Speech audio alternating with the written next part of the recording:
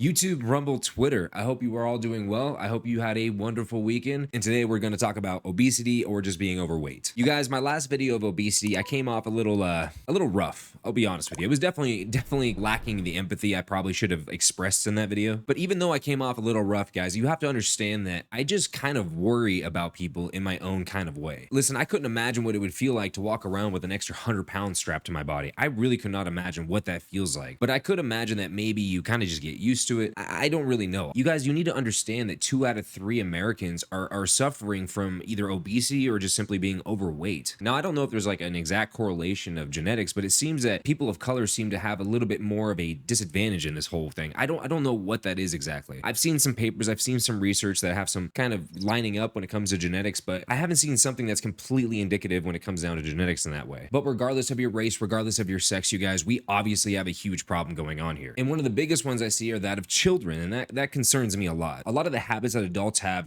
tend to trickle down into children. Because typically speaking, whatever the adult's eating, if they're overweight or obese, they will basically be feeding their children the same thing that they're eating. So, I mean, obviously it's going to have a trickle down effect. We're talking 19.3% of obesity affects children, you guys. Children in the United States. 19.3%. That, my friends, is an absurd number. And when you start your life knowing nothing but terrible food and the life it is to be overweight, imagine how hard it would be to reprogram that brain and get it on the right track of being healthy. I mean, you might think it's hard losing weight if you added a few pounds, even though you've been relatively healthy your whole life. But imagine if you were a child and all you knew was being overweight. And then as you grew up, you one day decided, you know what, I don't want to have this weight anymore. What kind of mental gymnastics do you think it would take for somebody to reprogram that? When I talk about things like indoctrination or like manipulation when it comes to kids, you have to understand that a kid is like basically Play-Doh. And the whole argument, you can't make someone gay. Sure, I technically believe that. What I will say is when you expose a child to certain things over a period of time, they will begin to adhere to certain things, even though they're not necessarily for or against it. It's just basically what they know, what they've been told and shown that's okay and acceptable. But then it doesn't help when you have these kids sitting in front of apps like TikTok or YouTube or really any kind of social media and being told that being overweight is okay and it's healthy. I'm sorry, you guys, it's not. It's really not. When you have musicians or influencers like Lizzo saying that I'm healthy, this is what I'm supposed to be, it's not good and it's just simply not true. I mean, medically speaking, you're increasing your chances of cancer, heart disease, and God knows whatever else disease. You are just simply increasing your chances of getting many diseases. I don't know about you guys, but I don't see too many 60-year-old people walking around super fat and still alive. Now, in the US, we have 37.3 million people that are diagnosed with diabetes. That is 11.3% of the US population with diabetes, you guys. Now, you guys, the US is a very big country, but we only have 330-ish million people in this country. And to think that 38 million of those people are estimated to be diagnosed with diabetes. Now, I say estimated because God knows there's probably a lot more than that just simply haven't gotten tested. Now, excluding diabetes, you have to think about other things like high blood pressure, high cholesterol, mobility issues, and a lot of those are taxing on everything else in the medical system as well. Between blood pressure and cholesterol medication to,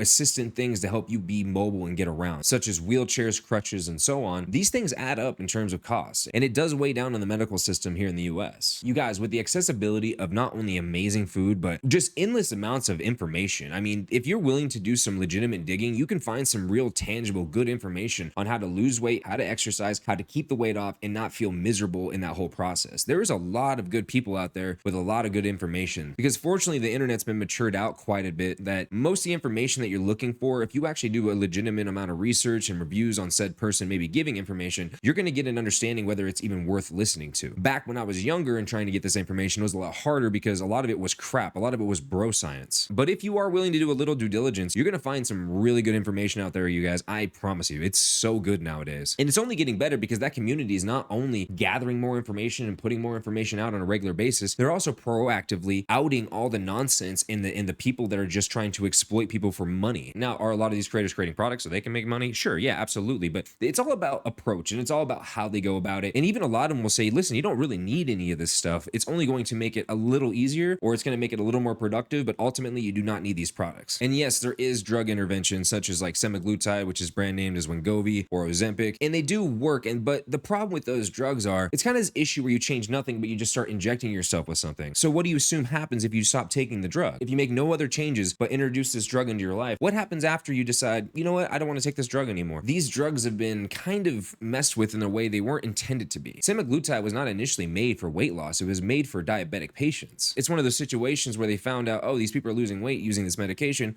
Why don't we use it for that? Unfortunately, you guys, these drugs, among drugs that have been around for like 50, 60, or even more years, they learn about these drugs more and more as time goes on. So, I mean, it's just a matter of time before they find that, oh, there's this major issue. Sorry. I'm not saying that these drugs aren't helpful or that they don't have a place in the management of people's issues. What I'm saying is if you don't change how you're living your life and if you don't make any other kind of changes and you're just introducing a drug, I can almost promise you it's not going to go well for you. That's been a problem with society for a long time. We all want that magic pill. We all want that super drug that's going to just make us superhuman or fix all of our problems. But I'm sorry, you guys, there is no drug on this planet that does not have some kind of side effect, and it's only a matter of time before this one shows maybe something worse than we could ever possibly imagine. I don't necessarily have the answers for you guys, but all I can say is you need to take charge of your own life and proactively seek some kind of answers to these problems you are having, and not just ignore them or treat them as if it's some kind of benefit to be overweight, because you guys, it just simply medically it's not. I'm sorry, it's just not. I know this might come off as cliche, you guys, but truth is, if you want to enjoy the sweeter things in life, you guys, if you do them more sparingly, it's only going to be that much sweeter. If you're just constantly eating candy bars or eating terrible food, are you really enjoying that food? If that's something you're just normally having, is that really some kind of leisure for you if you're eating down a pint of ice cream every night or going to McDonald's drive-thru every evening? No, it just simply isn't. It's just simply not that good. If it's something that you're just perpetually doing your entire life. The truth is, you guys, if you take care of yourself, you can still have those things. Maybe a lot less of those things, but you can still have those things. And when you start consuming less and less of those things, you start appreciating those things a lot more. And you know what? Truth be told, humans strive in adversity. It's just reality, you guys. You want to be the best version of yourself, put yourself in hard situations, and just simply stop acting like a bitch. I know it's not easy, but you are going to thank yourself every day. But you guys, that is the end of the video. So tell me what you're thinking in the comments down below. Of course, like or dislike the video, subscribe to the channel, hit that notification bell so you get notified every time I post a new video. And yeah, I'll see you guys in the next one. Peace.